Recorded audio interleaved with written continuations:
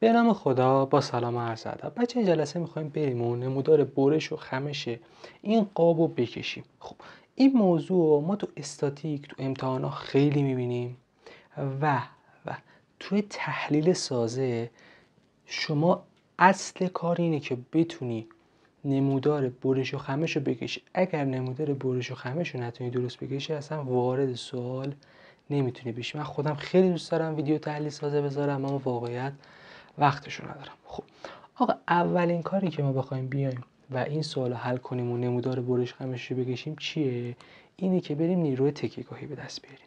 نگاه کنید ما اینجا 2 تا مؤلفه داریم، اینجا هم 2 تا مؤلفه داریم. وقتی اینجا یه دونه مفصل داریم پس میاد این 4 تا مجهول رو یه معادله بهش اضافه میکنه. ما دیگه 3 معادله 3 مجهول روبرو نیستیم، ما با 4 معادله 4 مجهول روبرویم. حالا چطور بیایم این سوال حل کنیم؟ من میگم اول بیایم با هم اینجا رو نامگذاری کنیم. مثلا اینجا رو بذاریم آ، اینجا رو بذاریم ب، اینجا رو بذاریم س، اینجا رو بذاریم د، اینجا هم بذاریم ای.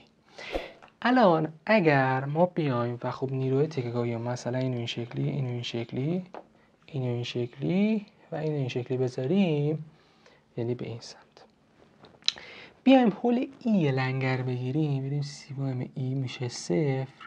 خب چی میشه؟ یکی این نیرو میمونه، یکی این نیرو.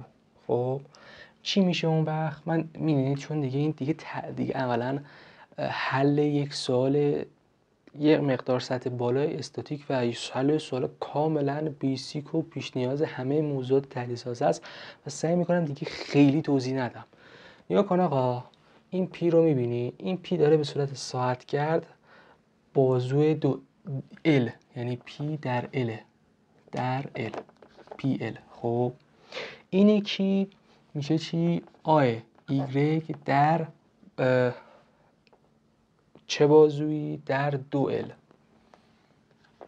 ال. اینم به صورت ساعت کرده پس منفیه، میبریمش اون بره مساوی میشه مثبت. پس آی ایگرگ میشه چی؟ ال با ال بزنیم میشه پی دوم. درست شد؟ این شد پی دوم. پس اینم میشه پی دوم. چرا میشه تو پی دوم؟ این معادله در راستای ایگرگ بنویس میشه پی دوم. خب حالا الان ما بیایم جسم رو جدا کنیم. بیایم جسممون رو این شکلی در نظر بگیریم، یه این شکلی که اینجا 2 تا نیرو داره رد و بدل میشه، این به سمت بالا، این به سمت راست. این جهتش اینجا به نظر میتونه درست بشه. اینم پی تا به سمت بالا پایین، پی تا به سمت پی دوم به سمت بالا. خب حالا باید ببینیم در مورد اینجا صحبت کنیم. نگاه کنید بچه‌ها، اگر ما بیایم و حول نقطه‌ای به اسم سی لنگر بگیریم، نگاه با حالا دیگه جسمو کندیم دیگه، اگر لنگر بگیریم چی میمونه؟ یه پی دوم میمونه به صورت ساعت کرد و یه دونه آی ایکس میمونه به صورت پادساعت کرد، یعنی عملا جهتمون درسته. خب میشه چی؟ میشه پی دوم در چی؟ در ال، یعنی این عملا خودش ال دیگه. خب آی ایکس میشه چی؟ میشه آی ایکس در چه بازویی؟ در بازو اچ. چرا این خط کشیدم؟ در بازو اچ، یعنی آی ایکس ما میشه پی ال به روی 2h. درست شد؟ پی ال به روی 2h. حله. خب من یه پاک بزنم، فقط اینم بنویسیم دیگه. در راستای ایگرگ هم اگر ما در راستای ایکس هم اگر ما تعادل بنویسیم این هم میشه پی ال به روی 2h. پاک بزنیم بریم نمودار برش و خمش رو از 2 روش میخوام بگم. یه روش اینه که نمودار لنگر علاوه خصوص نمودار لنگر خیلی راحت تر است، در حد مثلا 10 ثانیه 20 ثانیه میکشی. یکی هم هست که به هر حال باید نمودار برش رو بکشی بعد به خمش بکشی میگم. پاک بزنیم برگردیم. خب بچه‌ها من اول روش طولانی رو میگم. چرا اول روش طولانی رو میگم؟ چون که شما اگر این مفهوم رو متوجه بشی روش سریع رو 30 ثانیه میری، ولی اگر الان متوجه نشی که روش عادی چطوره، اون روش یه مقدار سریع‌تر رو، یعنی مقدار که خیلی سریع‌تر رو چیز میکنی دیگه، نمیفهمی چرا اینطوری شده. نگاه کنید الان ما چنین شکلی داریم دیگه. خب چرا بکشید؟ یه بار دیگه من میکشم، فکر کنم تیزش چیز کردم. خب ما تمام تلاش کردیم، خدا رو شکر تونستیم این شکل رو درست بکشیم. خیلی غلط در میومد. خب چی شد الان؟ ما نیرو تکه‌گاهی هامون رو بذاریم. فقط من اینجا رو یه مقدار تمیز کنم. PL دومه، PL به روی 2H، PL به روی 2H. خب بچه ها نگاه کنید، الان اگر ما از این ور نگاه کنیم به این چیزه، نگاه کن، این الان اینجا ما نیرو اینوری داریم دیگه. خب یه وی اینوری داریم، این ویمونه اینطوری میگفتیم این ویمونه به سمت پایین میگرفتیم. الان وی ما منفیه. به چه اندازه؟ به اندازه PL به روی 2H. چرا؟ چون خب این باید متعادل بشه دیگه، یعنی ما به صورت شیب ثابت، خب شیب ثابت یا شیب صفر اینطوری دیگه، حالا ذهنم نمیاد چجوری میشه. خب به اندازه PL به روی 2H باید بیایم به سمت منفیا، یعنی مثلا اینطوری PL به روی 2H. خب باید بیایم به سمت منفیا. خب برای این بالا چطوره؟ این بالا هم نگاه کنید، وقتی اینجا داره پی دوم به سمت بالا داده میشه، یعنی مثلا اینطوری، این پی دوم به سمت بالا، ویمون اینجای دیگه، یعنی ویمون مثبته. به چند میشه؟ تا اینجا. حالا ما یه چیزی رو باید دقت کنیم، من خودم نزدیک بود سوتی برم. نگاه کنید اینجا ما یه نیروی پی داریم، خب یعنی تا اینجا این با ما میاد. خب این تا اینجا با ما میاد، اما به بعدش قضیه عوض میشه. یعنی مثلا ما یه دونه تیر داریم که این به اندازه پی تا اومده پایین.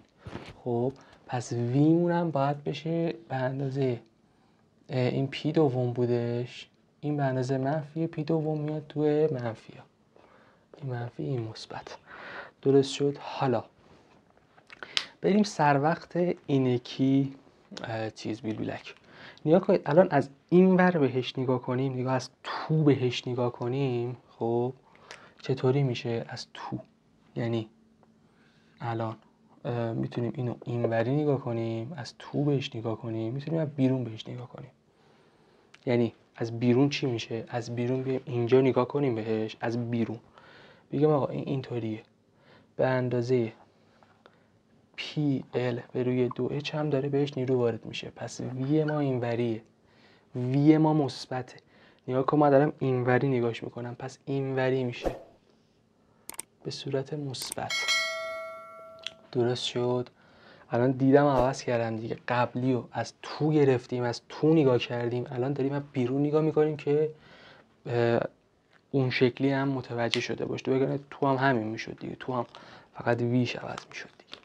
خب خیلی عالی. حالا همینجا دیگه درجا بریم برای چی؟ برای نمودار لنگر. نگاه کنید بچه‌ها، اگر بتونیم این سری موفقیت آمیز رو بکشیم که خدا رو شکر شد.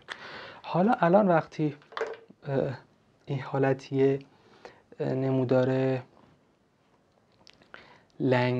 برشمون، نمودار لنگرمون باید یه چیز بشه دیگه، یه دونه چی میگم بهش، نمودار خطی بشه، خب با شیب ثابت. و خب وقتی این داره منفی ها میره، ما اینجا اول از همه لنگر که نداریم، پس این رو صفره. خب به اندازه PL به روی 2H، PL به روی 2H ضرب در طولش که چند تاه؟ که H تاه، این ضرب L نیست، که H با H میره میشه PL دوم، این میاد کجا؟ این میاد مثلا اینجا، این میشه PL دوم. خب که چیز دیگه منفیه، یعنی این وریه بچه، این منفیه. خب یعنی ما دوباره از اینجا باید از PL دوم شروع کنیم. حالا دو تا موضوع، یکی این که اگر ما حواسمون باشه باید بگیم آقا این دوباره خطی باید به صفر برسه بدون نگاه کردن به این. خب اما خب شکلمون منطقیه. چرا منطقیه؟ چون این مثبت P دوم ضرب در L بشه، خب به اندازه PL دوم میره به سمت بالا که میشه صفر. درست شد؟ خب بیاییم سر وقت بعدی. سر وقت بعدی چی میشه؟ این منفیه، دوباره به اندازه پی ال دوم میاد تو سمت منفی ها، میشه پی ال دوم. حالا نگاه کنید اینو میبینید که مثبت، اندازش هم همون منطقه هم باید میشه پی ال روی 2H. دوباره به اندازه پی ال به روی 2H هم ما باید چیز کنیم دیگه، مثبت کارمون، یعنی از این منفیه بیایم اینجا به صورت ببخشید این باید منفی باشه، منفی. چرا؟ چون این منفیه، اینم منفیه، اونم طبعا منفیه که به صفر رسید. ولی چرا قرینه نیست؟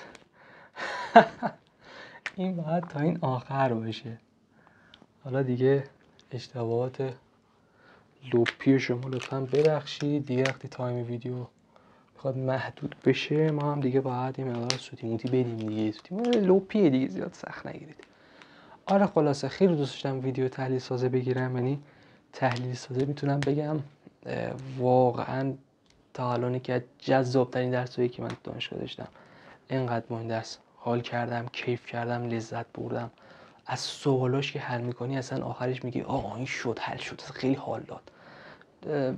حالا به هر حال نظر منه، امیدوارم استفاده که یادم میرفت چیز اون روش سریه.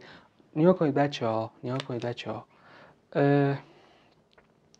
روش سری چی میشه؟ شما به جای اینکه بیای این نمودار برش رو بکشی، میای چیکار میکنی؟ میای میگی آقا اینجا من چقدر نیرو دارم؟ پی ال روی 2H دیگه. خب درسته، میخوایم تا این بالا نمودارش رو بکشیم. بیا ضرب بازوش کن، یعنی نگاه کن این پی ال به روی 2H هست، بازوش چقدر تا این بالا؟ این H هست. پی ال نگاه میشه پی ال به روی 2H. اینو ضرب در من ضرب اونجوری میزنم، ضرب در این بازوش که اچ بکن. خب چی میشه؟ میشه پی ال به روی 2. اینجا بنویس پی ال به روی 2.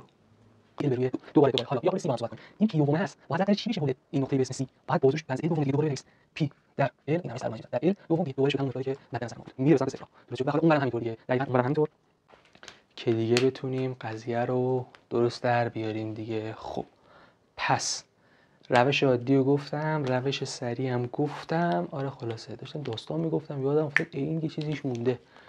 خیلی ممنونم که تا اینجا همراه بودید. برید تحلیل سازی بخونید، تحلیل سازی خیلی درس قشنگیه.